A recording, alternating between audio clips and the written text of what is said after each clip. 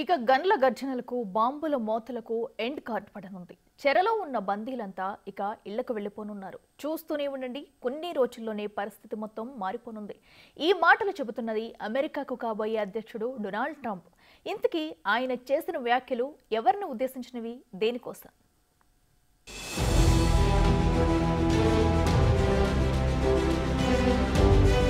Israel Hamas మధ్య జరుగుతున్న భీకర యుద్ధానికి ఎండ్ పడనుందా? మరికొన్ని రోజుల్లో ఇరు వర్గాల మధ్య శాంతి ఒప్పందం కుదరనుందా అంటే అవునని అంటున్నారు అమెరికాకు కాబోయే అధ్యక్షుడు డొనాల్డ్ ట్రంప్. ఈ వారంలోని ఇరువురి మధ్య కాల్పుల విరమణ ఒప్పందం కుదరనుందని తెలిపారాయన. అంతేకాదు, ఈ ఒప్పందం కుదరాల్సిందే, లేదంటే పరిణామాలు చాలా తీవ్రంగా ఉంటాయని హమాస్ కు డెడ్లీ వార్నింగ్ ఇస్తున్నారు ట్రంప్. ఇప్పటికే ఈ విషయాన్ని అనేక సార్లు ఓపెన్ గా చెప్పారు ట్రంప్.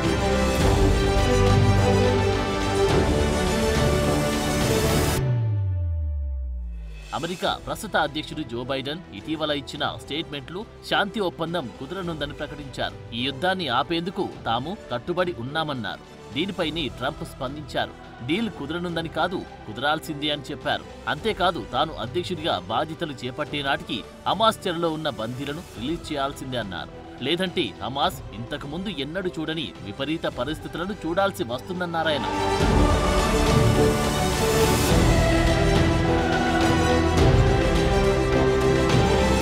మరోవైపు హమాస్, ఇజ్రాయెల్ మధ్య చర్చలు కూడా ముందడుగు పడుతున్నట్టు తెలుస్తోంది. కొన్ని రిపోర్ట్ల ప్రకారం ఇప్పటికీ కొన్ని అంశాలపై ఇరు వర్గాలు అంగీకారానికి వచ్చినట్టు తెలుస్తోంది. డీల్లోని కొన్ని ముఖ్యాంశాలేంటంటే హమాస్ చెరలో ఉన్న 33 మంది ఇజ్రాయెల్ పౌరులను రిలీజ్ చేయనున్నారు. అయితే ఇందులో మహిళలు, చిన్నారులు, వృద్ధులు, గాయపడిన వారు ఉండాలని కండిషన్ పెట్టారు. దీనికి హమాస్ అంగీకరించినట్టు తెలుస్తోంది. అయితే దీనికి బదులుగా 150 నుంచి 200 మంది హమాస్ ఫైటర్లు పాలస్తీనా ప్రజలను విడిచిపెట్టాలని డిమాండ్ చేస్తోంది హమాస్. దీనిపై ఒక అంగీకారానికి వచ్చినట్టు తెలుస్తోంది.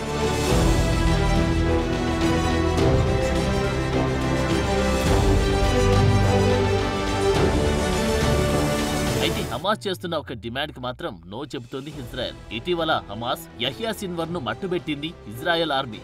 అతని మృతదేహాన్ని అప్పగించాలని డిమాండ్ చేస్తోంది. దీనికి మాత్రం కరాఖండిగా నో చెబుతోంది ఇజ్రాయెల్. అంతేకాదు, ఇజ్రాయెల్ చెరలో ఉన్న హమాస్ కీలక నేతలను కూడా రిలీజ్ చేయాలని డిమాండ్ చేస్తోంది. దీనిపై మాత్రం చర్చలు జరుగుతున్నాయి.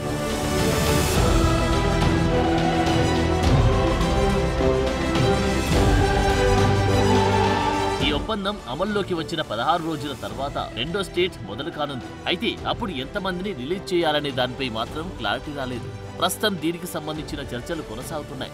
అంతేకాదు, ఈ ఒప్పందం అమల్లోకి వస్తే గాజా నుంచి పూర్తి స్థాయిలో తమ బలగాలు వెనక్కి తీసుకోనుంది ఇజ్రాయెల్. అదే సమయంలో గాజా ప్రాంత ప్రజలు తిరిగి వారి ఇళ్లకు చేరుకోనున్నారు.